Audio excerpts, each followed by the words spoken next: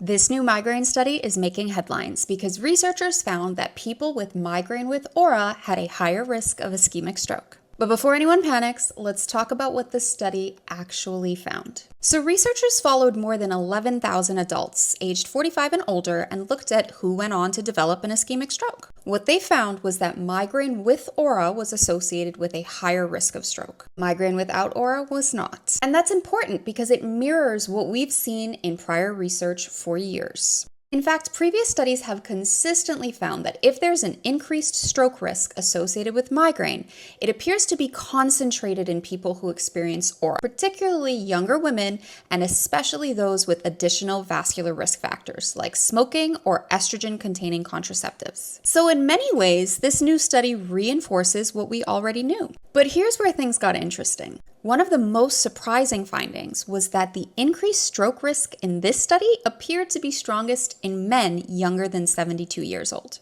And that caught the researchers' attention because historically, when neurologists talk about migraine and stroke risk, we're usually talking about younger women with migraine with aura, because that's the group that's most often highlighted in the literature. So seeing these findings emerge in middle-aged and older men was unexpected and raises new questions about whether there are age-related or sex-related differences that we don't fully understand yet. Now, does this mean that migraine with aura causes stroke?